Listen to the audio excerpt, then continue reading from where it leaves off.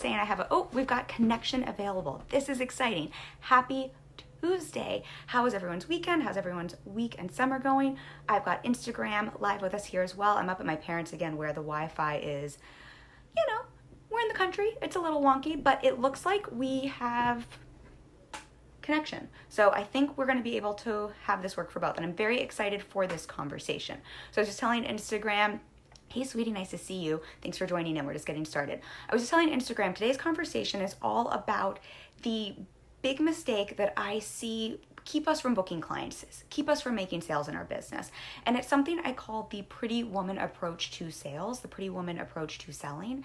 And I'll give that example in a second. But what I find more often than not is it comes from a really good place. It comes from this intention from my clients, from my people. If you're here with me, you're heart-centered, you're passion-driven. So it tends to come from a really heart-centered place, from a place of meaning to come from service.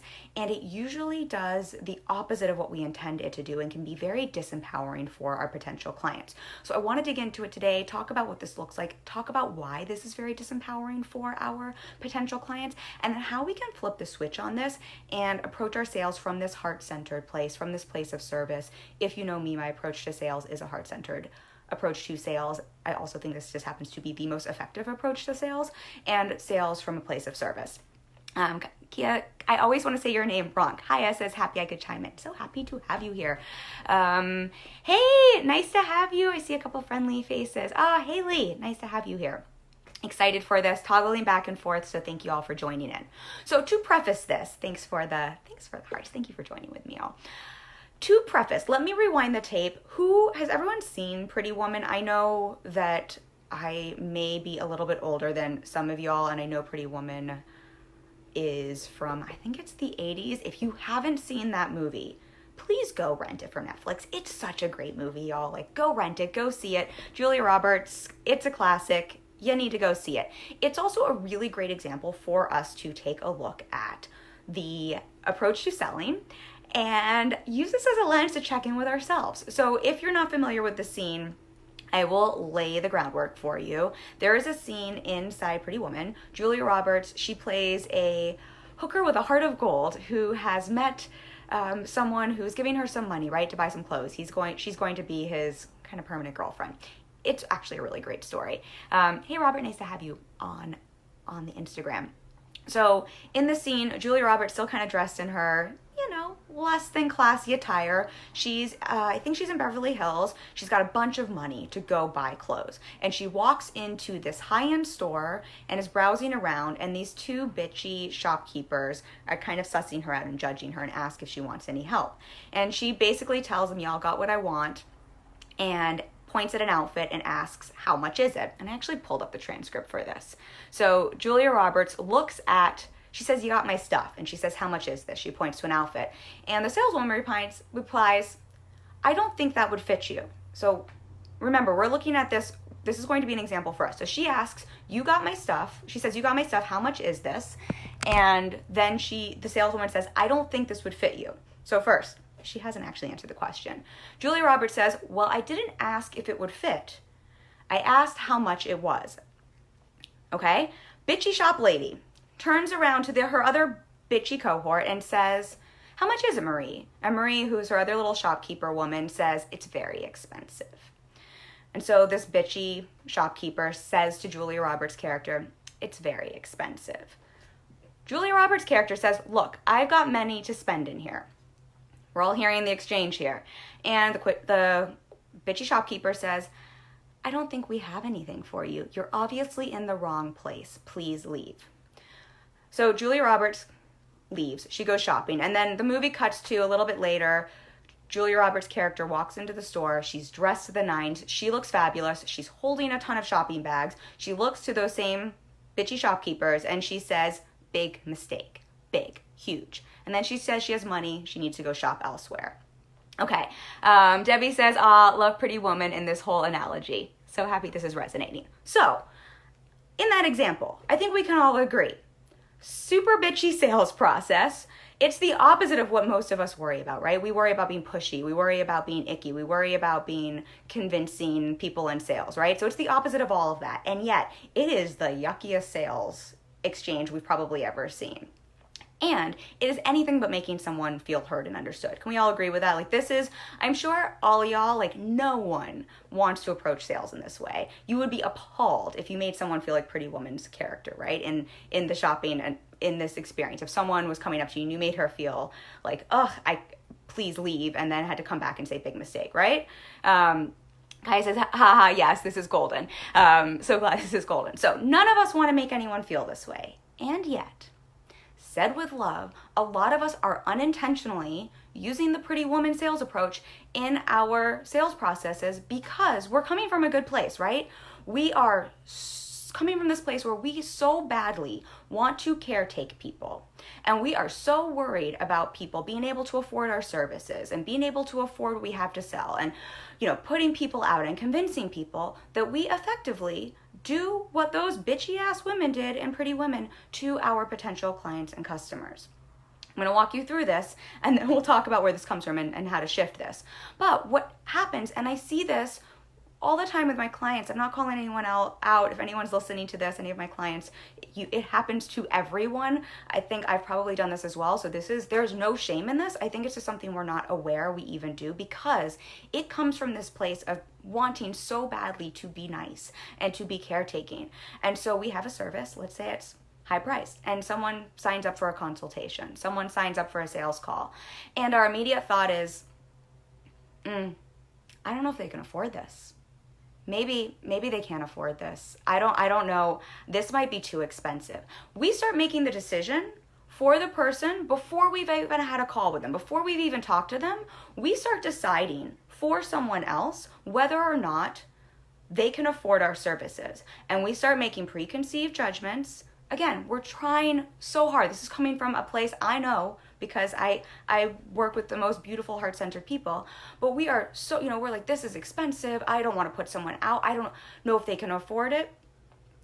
And so before we even get on a call, we have decided, sometimes we'll put it in our sales copy. We'll say things like, I know this is really expensive. I know you might not be able to afford this.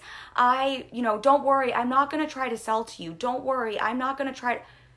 Do we see how this is very unintentionally mirroring the Pretty Woman sales approach, where we're essentially, with prejudging someone, we're seeing someone come into our storefront, we're taking a look at them, and we're deciding, I don't think you can afford this. Please leave.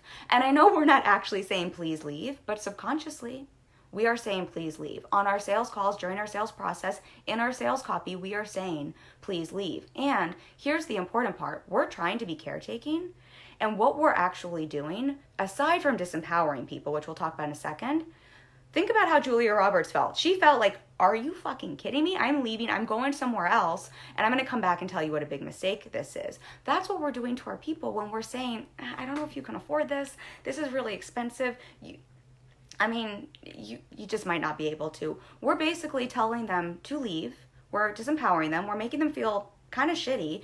And here's the thing. If they're walking into our storefront, if you're Julia Roberts and you have a wad of cash and you want to buy that outfit, and someone makes you feel that way, you're just going to go somewhere else and spend your money somewhere else. And that's all we're doing. We are just pushing people away and blocking ourselves from sales and making ourselves feel good in the process. We're patting ourselves on the back and saying, but that was really heart-centered of me. That was really caring of me. When, quite honestly, it is the complete opposite of being heart-centered. Again, I know it comes from a good place, but what we're doing is we are disempowering someone, and we are taking the ability for someone to decide what they can and cannot afford, what they want to choose to spend their money on, what they want to choose to invest in. We're taking that decision away from them, and we're deciding for them the second we start to tell them why they can't afford us, why they shouldn't be able to. As soon as we start to have this judgment. I'm going to come back to this in a second. I just see some comments. Geo Energy says, such a great point. Gibson's here, hi. I see Sean Mama. I see Haley says, yes, we can't bring our own stuff into the sales process. So well said. And I've had to do so much personal work around this. I support my clients through this a lot. I am not saying this is easy at all. I just want to have a conversation around this so we can start to shed some awareness around this, so you can take this into your conversations and start to see what's happening. And to what Haley's saying, we've all got some stuff. You're human, right? I'm human. We've all got some stuff. Most of us have some stuff around sales. especially when it comes to selling our own products and services, that's very different than selling in a different setting where we're selling someone else's work. There's a lot that can get wrapped up in that. So hey, human, no shame in that game. And we have to separately from our business process work through that so we're not bringing into the sales conversation, as Haley says. Courtney, hey, you're missing my Pretty Woman analogy. I've been talking all about how Pretty Woman makes the Pretty Woman sales process. So nice to have you here, lady. Courtney is an amazing wedding planner. Y'all, a little shout out here. Anyone who's getting married, you should hop on before she's completely filled up. I think she's already booking for 2021. She's brilliant and amazing. Okay, so let me go back to this example. So again, this is coming from being human. It's coming from a heart-centered place. I know none of us are doing this unintentionally or trying to disempower people, but when we start to prejudge people, when we start to decide what people can afford before they even come to us and treat them like those bitchy shop ladies treated Julia Roberts' character, we are disempowering people, and we're not coming from a place of service, and we are not approaching sales from a heart-centered place. So let me rewind the tape and talk a little bit about what I believe heart-centered sales are, my philosophy behind sales. And so you can see the difference here. The way I think of sales, and Daniel Pink does a really great job in To Sell is Human. He talks about this. He actually quotes someone else, but I think he just paints a really great picture of this. He talks about this idea that when we're selling, our whole job is to help someone get clear on what it is they want and to help them to make a clear decision to move towards what it is they want. There's no convincing, there's no pushing, there's no manipulating, there's no trying to, what we think of as selling someone on something. Our job is to hear, understand someone, create enough safety so that we can get really clear on what does someone want. What is it that they want? And then help empower them to make that decision for themselves to move towards what it is they want.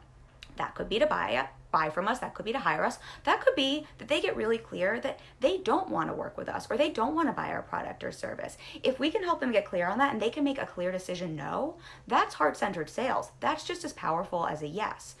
So that's what I believe selling is. And I believe selling comes from a place of service. I'm 10 years in the bartending world before having a business, so I'm all about service. And if we think about service, if you're in a restaurant, when you serve someone, if you're really serving someone coming from a service-centered place, you're not pushing an agenda. You're listening, you're checking in, you're seeing what someone wants, you're bringing them what they need, you're delivering everything they want and caretaking them, making them feel really safe and heard and understood and special.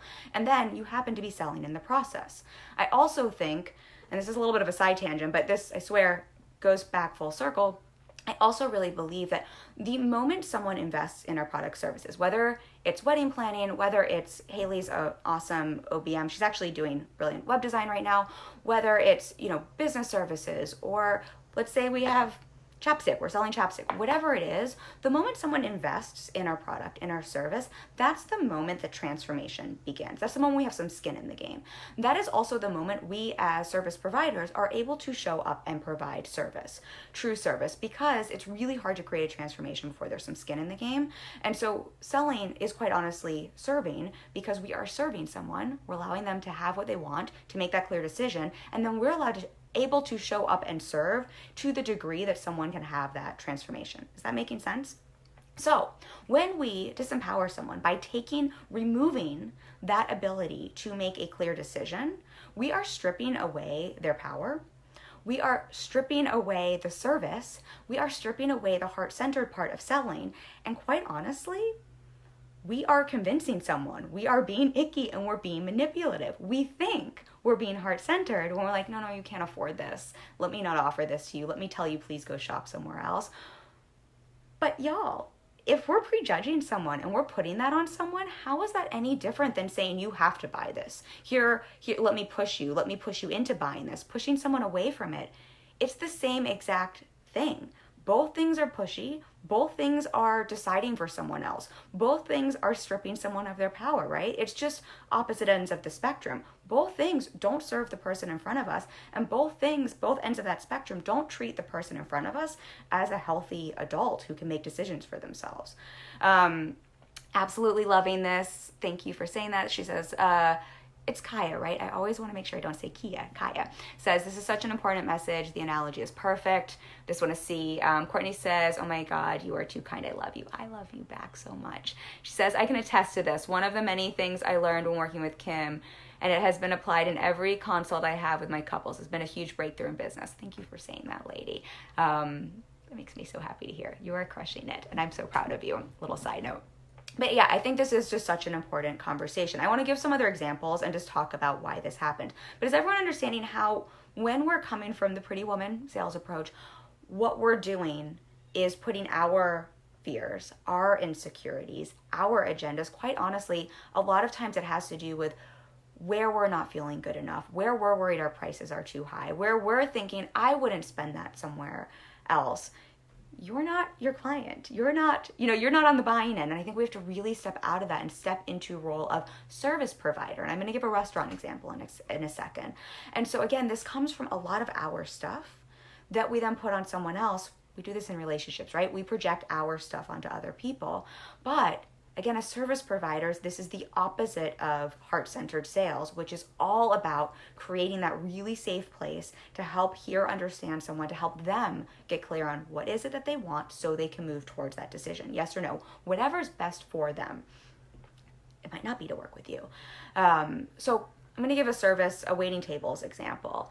And back to you, Courtney. And thank you for everyone else who's joining in. It's so fun having Instagram, Facebook at the same time, by the way. So a service example, just to paint the picture here and just to show you how we can step into the role of service provider and approach sales from a heart-centered space, which is the opposite of the pretty woman approach to sales. So remember, the pretty woman approach to sales is we start prejudging people and we start putting our agenda onto them.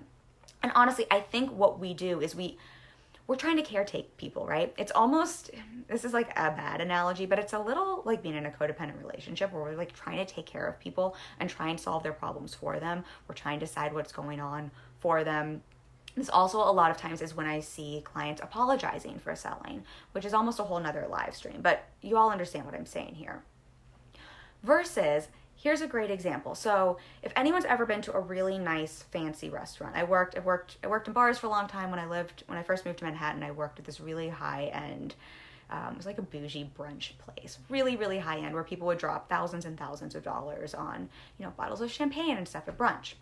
My job, being of service, was everyone who came in, I need to treat them all as capable, smart adults who were there because they chose to be and who could make their own decisions around what it was they wanted. And then my job was to serve them to the best of my ability. Can we all agree that like if you go to a restaurant, something like a really nice place, that's what you want, no matter what the price tag is. When someone sat down, my job was to get clear on what did they want, what kind of experience did they want, and to show them options that made sense. I had to listen. They wanted champagne. They wanted a meal that tasted, they wanted a really great dinner or a really great lunch. They didn't want gluten, making things up here. My job was to listen, to hear and understand what it is they want, and then to serve them really well, to make suggestions. The chicken dish is really great. This bottle of champagne is exactly what you're talking about. That one you might not like as much. I really recommend this pairing, right, with what you're having for lunch. If you're having this big group, we have this really great, we had these like cool punch bowls with like straws that were super fun. It's really great for a party. My job was to serve, was to make offers that made sense to the party and then trust that they were healthy humans, adults who can make decisions and then tell me what they wanted and then take that order, put it in and then go bring it to them. And then when I saw they needed something else, ask them if they wanted something else and bring it to them, right? This is like kind of what happens when we go to a restaurant. My job as a server, and being a really great server, and trusting that the people in front of me can make their own decisions, was not when someone sat in to look at them and think, this is $1,000 bottle of champagne. I don't know if they can afford it. And so when they ask me about it, what I'm actually going to say is, I don't know. It's good, but like, I know you really want to be careful with your money. And I know you worked really hard all week for your money and you might not want to spend it here today. And I know that chicken dish, it is really good, but you might want to spend that much on chicken. What I think maybe you should do is either leave or like you should just get an appetizer and a glass of water, because I don't think you should spend your money on this. Like, you've worked so hard. I know that you can afford it. And like, that's just not the way you should spend your money. I just don't agree with it. I feel bad like charging you for this. Can you imagine if I approached a table that way? First of all, I would get fired in a hot second, but just coming from a place of service, we can agree, waiting tables, that's like the epitome of serving people. Can you imagine how shitty that would make people feel and how not served that would make someone feel, even if that made me feel good? And I think that's the thing we have to remember in sales. It's not about us. It's not about how it makes us feel. It's not if it makes our heart feel good. Heart-centered sales is about treating the people in front of us like adults and allowing them to decide, empowering them to make that decision, getting clear, hearing, understanding, creating that safety so they can make the decision, not prejudging people, not stepping away from service. I know I'm hitting you all over the head with this, but just any other comments, let me know if this is making sense. I'm going to give you one other example here because I think this is so obvious when we hear it in these examples. And I also know this is something that I think pretty much every single one of my clients comes up against. And what I would invite everyone to do is start checking in with yourself. Am I unintentionally doing this, and where is it coming from? Because it's always about whatever is underneath it, right? If I were to do that as a waitress, and if I were to do this at the bar, it wouldn't be because it would have been about my own stuff, right? It would have been because I was worried about whatever was going on with me and I was projecting that onto the table. And I think that's what we always want to check in with in the sales process. Kaya says this makes perfect sense. The other thing we wouldn't want to do, I wouldn't want to go up to the table and be like, oh my God, I'm so sorry. I'm so sorry that this bottle of champagne costs $1,000. I know in the store it costs a lot less, and this is so ridiculously expensive. And I know you probably want to think about this for a really long time. And I know that you're really smart with your money, and you probably don't want to spend it on this. And maybe you don't actually want to do this on a Saturday because your girlfriend dragged you here, your boyfriend dragged you here, your friends dragged you here. I feel so bad that you have to split the check with 16 people, and I'm just so sorry that this is what it costs. I mean, I would just ruin everyone's fun. I would not be serving. And this is the silliest example, but hi, who hasn't at some point apologized in the sales process to people for what our rates are, what our services are? Who hasn't, take a look at your sales copy. Who hasn't apologized because we're trying to caretake. We're trying to get into that role where we're taking care of people in the sales process because we think it's heart-centered when really it's not serving and really it's not being heart-centered. I'm going to give you one more example and then I'll listen to any other comments, and then I think I will have hit you over the head with this for today. I think the other example, I've used rag and bone jeans a lot as an example because they happen to be the jeans I love, and they're not anything I need. They're high-end jeans. They just happen to be the ones that fit me. And I love the experience of buying them. Thank you for everyone who's joined in. Courtney says, keep it coming. Thank you. So rag and bone jeans just happen to be my favorite, but anyone who doesn't know rag and bone jeans, they're awesome. I think they fit me really well. I love the store. I love everything about it. However, I could easily go buy jeans for, I don't know, however much they are at Target. Like, this isn't a price thing. These just happen to be the ones I like. Now, I think, though, the shopping experience is a great example of what we're talking about in terms of approaching sales from that heart-centered place of service, or trying to get into that apologizing, caretaking role where we're doing the opposite and making people feel like the pretty woman approach where it's like, don't shop here. Can you imagine if I walked into rag and bone jeans, and let's just say, usually I work at home. A lot of times I'm in yoga pants and a t-shirt. Sometimes I dress up for y'all on Tuesday, but I'm pretty casual. Let's say I just came from the gym and I've got my hair in a ponytail and I come in and I don't look like the typical shopper. Can you imagine if I came in and I wanted to try some jeans? I had decided this is what I want to spend my money on. I'm a healthy adult. I can make this decision. I just need some help finding the right fit and the right cut of jeans. Can you imagine if I walked into Rag & Bone and I told someone that, and the shopkeeper looked at me and she was like, I mean, I don't know. Like, I don't know if these are really going to fit you well. I don't know if you really want to spend, these are really expensive jeans. Maybe you should just, there's a Target around the corner. These are they're like $200. I don't know. I just don't know if you, we can see if we have anything on the sales rack. Or you know what? Actually, we have a t-shirt that's on sale. Maybe you want to try the t-shirt on instead? My head would spin and I would think, no, I just told you what I wanted. I came to you because what I wanted was these jeans and I want to try them on and find them in my size in black. And you're now telling me to either leave or you're trying to sell me a t-shirt. my head would spin. It would be the opposite of service. What I expect is to go in, tell you what I want, and you're going to bring me the jeans, and then you're going to tell me how great they look on me, and then you're also going to show me some other options because you're being of service, and you hear, understand me, you see what I want. You're like, well, maybe you would like this in this cut, or maybe you would like this in blue as well, or in white, right? That would be a way to sell to me from a place of service, and a place that would feel really heart-centered to me, because I would feel heard and understood and respected and treated like a healthy adult who can make my own decisions.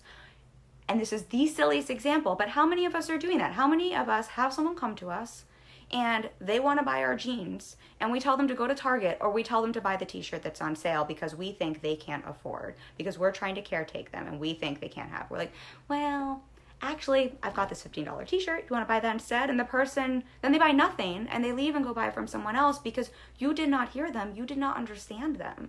It has nothing to do with how great you are. It has nothing to do with your value. It has nothing to do with being good enough. It has nothing to do with any of those things, except for you didn't hear and understand them. And you didn't offer them what they were asking for. And you also didn't help walk them through the process of getting clear on what it is they want so they can make that decision and figure out how to get what it is they want. If I want jeans and you don't hear me and you don't help me figure out how to get the jeans I want, I'm going to go somewhere else and buy them. I'm not buying the t-shirt. Hey, those of you who are saying hi, thanks for joining in. Who else is on here? I see Erin. Thanks for joining in. I see a couple other faces. Thank you all for joining. Hello. So I know I have hit you all over the head with examples here, but I think this is really, really important. So I want to wrap this up. Let me know if you have any comments, questions as I'm wrapping this up. So happy to answer any of those. But I really want to preface that with today, just this reminder that heart-centered sales, being of service in our sales process, is all about approaching people and treating them as those healthy adults that they are, trusting that if someone is showing up to your shop, that we don't want to be like those bitchy sales girls and Pretty Woman. We don't want to have the Pretty Woman approach where we are prejudging people and deciding what people can and can't afford, deciding what people want, because that's the opposite of being heart-centered. That is the opposite of being selling from a place of service. That is us. It's actually the same as being pushy and manipulative, but in the opposite degree of what we usually think about, and that pushes away sales. That keeps us from booking clients. What we want to do is lean into what heart-centered sales. Hopefully that didn't cut me out. What we want to really do is lean into what heart-centered sales, did the light go off there? What heart-centered sales and approaching sales from a place of service is really all about, which is listening, hearing, understanding the people in front of us, and then really getting clear on what do our people want.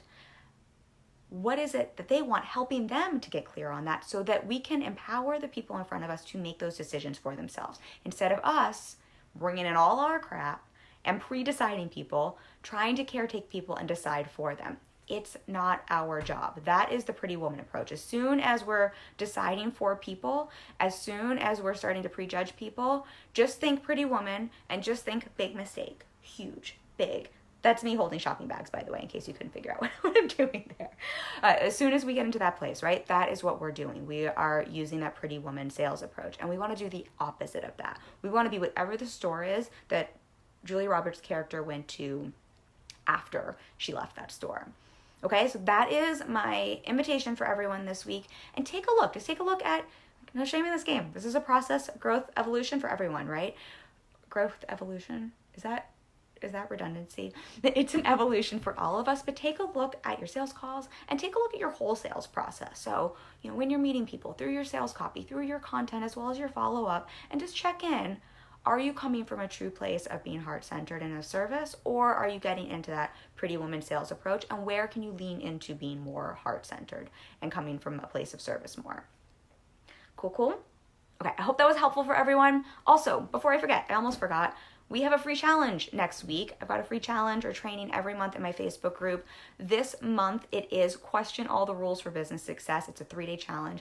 I'm super excited about this one. I'm always excited about these. I think this is going to be a really fun one. One thing I know for sure, what I've seen with myself in business and my own business success, what I see with my clients who are crushing it in business and crushing belief ceilings as well as income ceilings, is they are not following a plug and play business formula. They are not following a one size fits all formula. They're not just looking at someone and like, what do they do? Let me just try to do the same thing. They are questioning the rules in business. They're making their own rules.